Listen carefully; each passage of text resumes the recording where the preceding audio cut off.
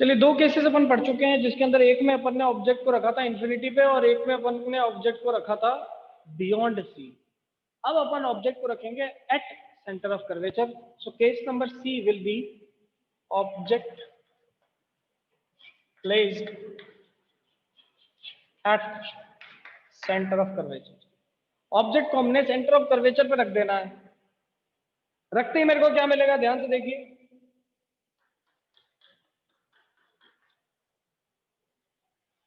This is the object. See, this is the principal axis. This is the focus, center of curvature, pole of the mirror, and concave mirror. See what is happening in this particular diagram. This is the object which we have used for the image formation case. Now what will happen? एक रे को तो अपन भेज देंगे सीधा, ये लो एक रे को सीधा भेज दिया, और दूसरी रे को अपन पास करवा देंगे थ्रू दी फोकस। सो जो रे सीधी आ रही थी वो आफ्टर रिफ्लेक्शन फोकस से पास हो जाएगी, और जो रे कैसे आई, फोकस से पास हुई, then after reflection it will become parallel. So जो इमेज बनती है वो एग्जैक्टली सी पे ही बन जाती है। अब ध्यान से देखो क्या हो रहा है, when the object was beyond C the image between C and F बनी, लेकिन जब ऑब्जेक्ट को अपन ने सेंटर ऑफ कर्वेचर पे रखा तो इमेज एग्जैक्टली डाउनवर्ड्स बन गई, नीचे बन गई, एंड इमेज किसके बराबर, इमेज एग्जैक्टली उसी पोजीशन पे बनती है जहां पर हमने ऑब्जेक्ट को रखा था। सो if the object is placed at centre of curvature the image will be formed at center of curvature only. So this is a very important case which you have to understand. If the object is placed at center of curvature, the image will also be formed at center of curvature. ध्यान से देखो, अगर ये 2 centimetre लंबी है तो ये भी 2 सेंटीमीटर लंबा ही होगा. So we can say that the image is first of all real. Real क्यों? क्योंकि यहाँ पर एक्चुअली में रिफ्लेक्टेड रेज मीट कर रही हैं. दूसरी चीज, the real image is inverted. So दूसरी चीज है image is inverted, so inverted image. And ये सेम साइज बन गया तो यहां पर अपन लिखेंगे सेम साइज. ठीक है, तो कुछ नहीं किया अपन ने, ज्यादा कुछ नहीं देखा. We have seen what first हमने देखा कि इमेज अगर इंफिनिटी पे ऑब्जेक्ट को रख दे तो इमेज बनती है फोकस पे. फिर अपन ने रखा बियॉन्ड सी ऑब्जेक्ट को, तो between C and F image बनी. फिर हमने ऑब्जेक्ट को सी पे रख दिया तो इमेज भी सी पे ही बन गई, रियल बनी, inverted and same size. Simple सीधी सी बात है, कुछ भी इसमें मुश्किल नहीं है. फटाफट.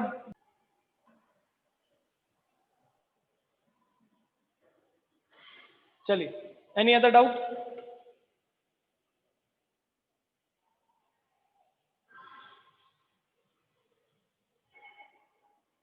चलिए, so this was case number C, in which we had placed the object at center of curvature and the image was formed at the same location only.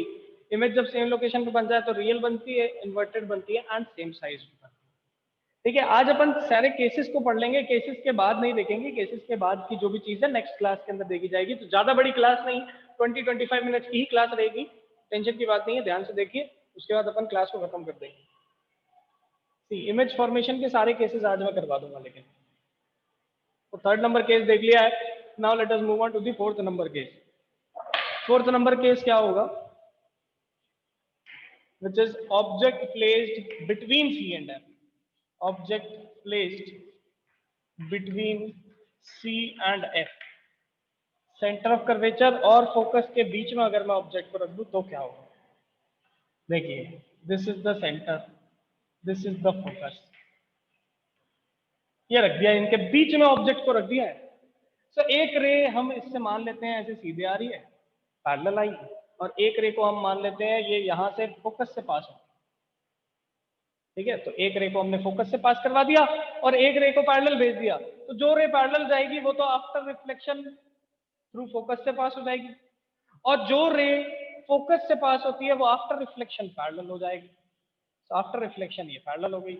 Meet कहां पर कर रहे हैं? ये इस पॉइंट पे कहीं पे मीट कर रहे हैं. सो ध्यान से देखिए, the image will be formed at this point and it will be inverted If the object is placed between C and F, so the image is formed beyond C. दूसरी चीज, ऑब्जेक्ट की height देखो छोटी सी है, लेकिन image की height देखो बड़ी सी बन गई, ठीक है। सेकेंडली, रियल इमेज बन रही है। यहाँ पर रियल इमेज क्यों बन रही है? क्योंकि रेज जो है वो एक्चुअली में मीट कर जाती है। And the last point is, जो भी इमेज बनी वो कैसी बनी? इन्वर्टेड बनी। So we can say if the object is between C and F, so image will be beyond C and the image properties are real, inverted, और थोड़ी सी बड़ी बन रही है ना इमेज, तो थोड़ी सी बड़ी बन रही है, इसलिए अपन यहाँ पर enlarged लिखेंगे, enlarged. So if an object is placed between center of curvature and focus, so the image will be formed beyond C, it will be real, it will be inverted, it will be enlarged. फटाफट hand raise करके बताओ clear हुआ कि नहीं?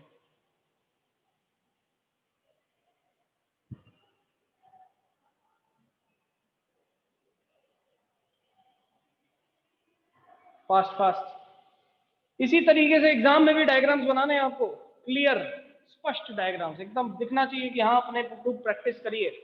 ये compass से बनाएंगे और लाइंस को स्केल से ड्रॉ करना है, कभी भी डायग्राम में गलती नहीं होगी।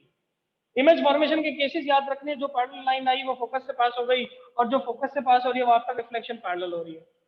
ये दो चीजें यूज कर लोगे तो आपको कभी भी गलती नहीं होगी। चलिए मूविंग ऑन।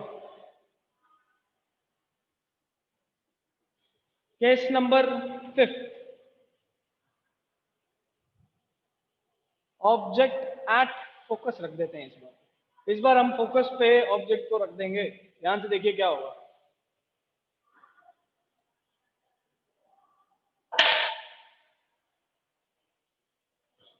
तो ऑब्जेक्ट एट फोकस, फोकस पे जब रखा ऑब्जेक्ट को, तो इमेज कहां बनेगी? ध्यान से देखिए।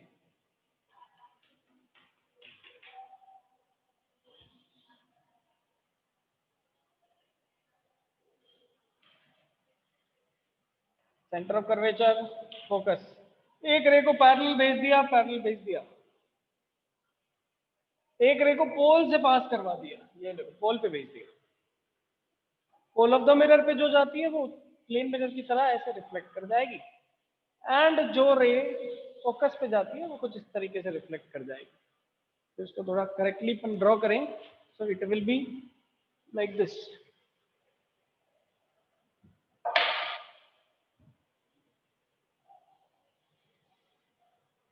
नाउ ये एक दूसरे के पैरेलल रेज दिख रही हैं, ठीक है, अप्रोक्सीमेटली पैरेलल दिख रही हैं, और ये मीट कहां पर करेंगी? कहीं पे बहुत दूर जाके ये मीट कर रही होंगी।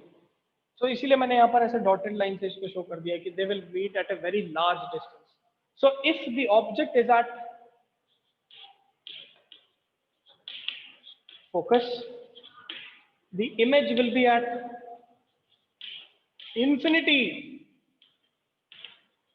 Secondly, the image will be real, क्योंकि सही में कहीं ना कहीं ये पीछे जाके मीट करेंगे। Third, it will be inverted, and fourth number property is enlarged, बड़ी इमेज बनेगी, बहुत बड़ी। ध्यान से देखो, ये इतना सा ऑब्जेक्ट खाली पीछे जाके बहुत बड़ी सी इमेज बन रही है। तो इस चीज का ध्यान रखना है that when the object was at focus, the image will be at infinity, real, inverted, enlarged. These are the properties of the images. तो सिंपल सी प्रॉपर्टी थी। फिफ्थ नंबर प्रॉपर्टी भी हमने देख ली। एक लास्ट प्रॉपर्टी और हमें देखनी है, and that is when the object is placed between pole and focus. उस प्रॉपर्टी में देखना है जिसमें ऑब्जेक्ट को हमने पोल और फोकस के बीच में रख दिया। देखिए कैसे बनेगा, ध्यान से।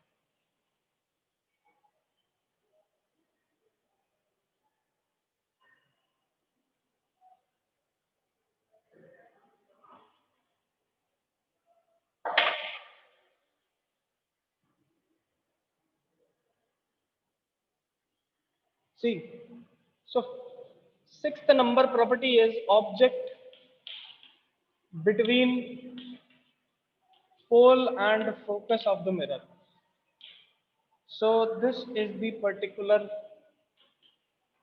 concave mirror, and we can draw the principal axis over it.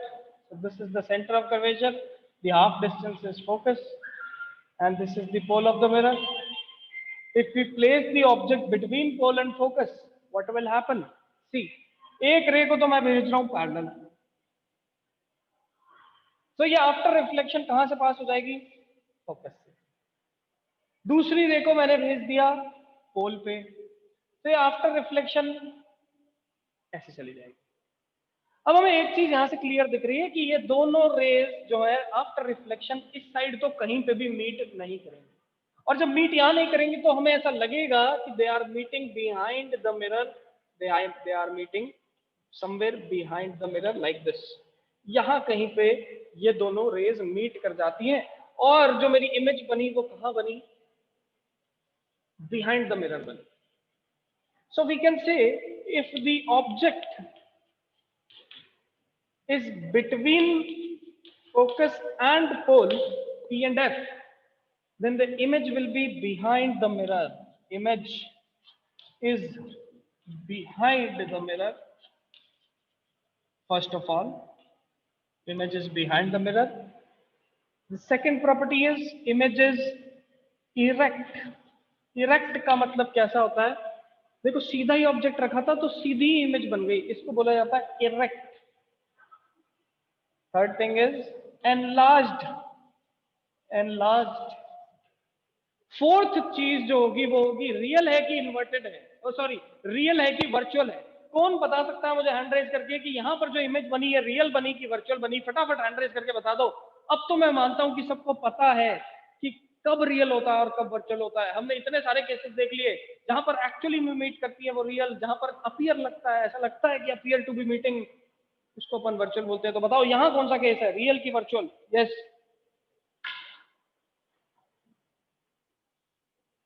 Yes खीवर। तो यहां पर अपने कॉनकेव मिरर के 6 के 6 केसेस खत्म होते हैं। 6 केसेस हमने क्लास के अंदर देख लिए।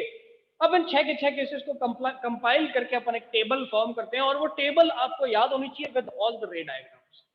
ये रे डायग्राम्स हो सकता है आपसे एग्जाम में पूछ ले, 5 मार्क्स का क्वेश्चन आएगा जिसमें आधा न्यूमेरिकल होगा और आधा आपसे रे डायग्राम पूछा जा सकता है। He can ask what is the condition for ray diagram, or draw the ray diagram for this particular condition when object is at infinity or object is between C and F. तो कोई भी रे diagram आपसे पूछा जा सकता है। You have to learn all these. और मैं नहीं मानता इसमें कुछ भी मुश्किल है। अगर आपको नॉर्मल केसेस पता है तो आप डायरेक्टली बना सकते हो। आपको रूल्स पता होने चाहिए और वो केसेस पता होने चाहिए। चलिए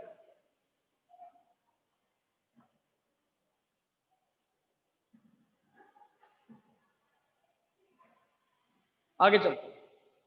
इसकी एक छोटी सी टेबल बनाएंगे। पहले अपन कॉन्वेक्स मिरर के भी देख लेते हैं। First of all will see how the images are formed using a convex mirror, और फिर एक छोटी सी टेबल बना के क्लास को खत्म करेंगे।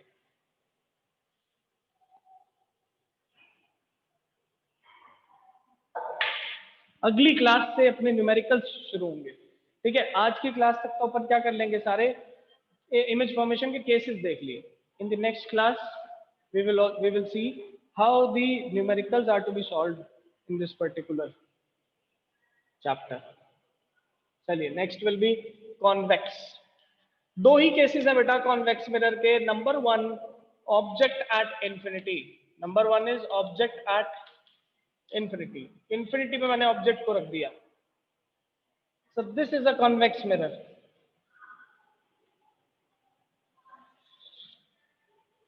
The focus is behind the mirror. The center of curvature is also behind the mirror. जब इंफिनिटी पे ऑब्जेक्ट होता है तो रेज पैरेलल होती हैं। जब इंफिनिटी पे ऑब्जेक्ट होता है तो रेज पैरेलल होती है, बात कर चुके हैं। So these rays after reflection they appear to be meeting at this point F. So after reflection they appear to be meeting at this point F like this. So object at infinity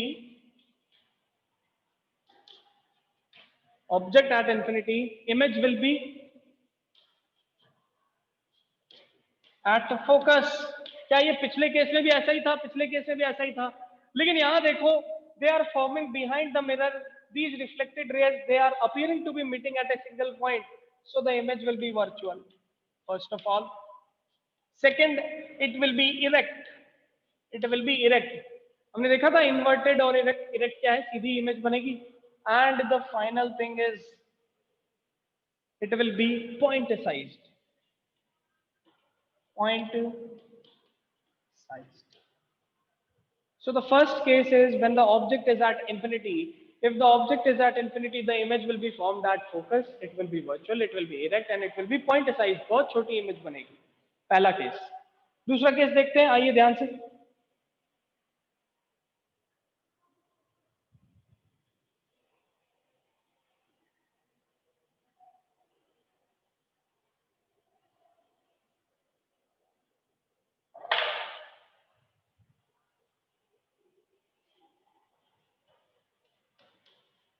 Object anywhere on the principal axis.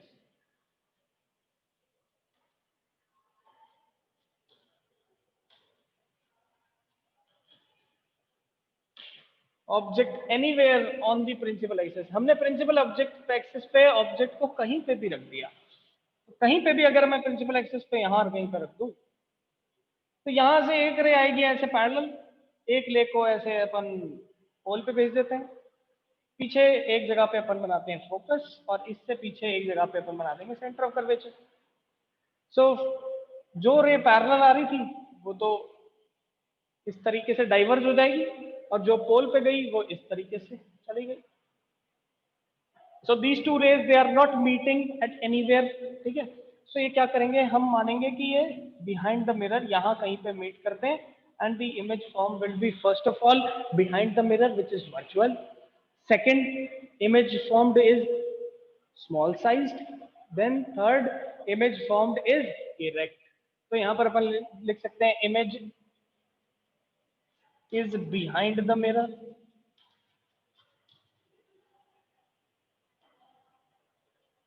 ठीक है। Second image is virtual,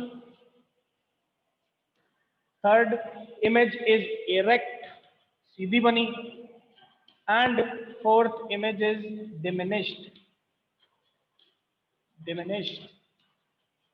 So these are the two cases regarding convex mirror. Tell me students, are these two cases clear to everyone or not? फटाफट students मुझे बताइए, क्या ये दोनों cases आप लोगों को क्लियर हैं कि नहीं है? Fast, yes, tell me. इसको थोड़ा अगर अपन क्लियरली ड्रॉ करें तो यहाँ पर इस तरीके से they will meet like this, ऐसे ड्रॉ कर सकते हैं अपन। चलिए, so these are the cases for concave and convex mirror. अब एग्जाम में जब भी न्यूमेरिकल आए, जब भी कोई केस आए, आपसे let us suppose if a question is asked like this, what happens if we place the object between centre of curvature and focus for a concave mirror, तो आपका आंसर क्या होना चाहिए? If we place the object between C and F, then the image will be beyond C, it will be real, it will be inverted, it will be large in size. So ये तुरंत आपको properties याद आ जानी चाहिए। और ये याद कब आएंगी बेटा आपको?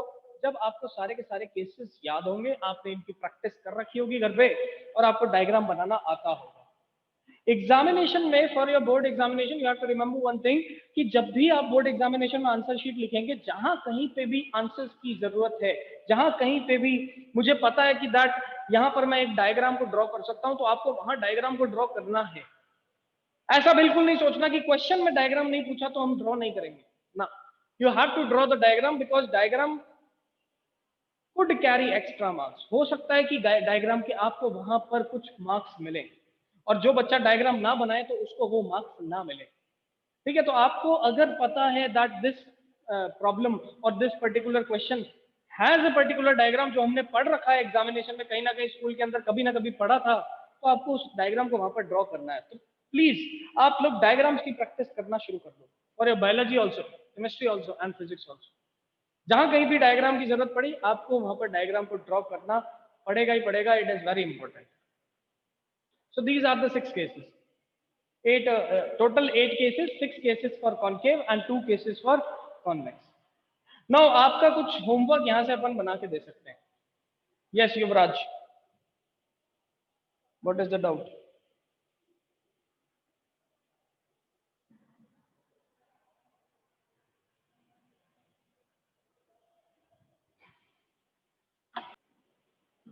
ना अब देखो कुछ एक केसेस होते हैं, हमने केसेस के ऊपर अब इनके यूजेस भी डिफाइन कर रखे हैं। Convex mirrors they are used in rear view mirrors of your cars and bikes.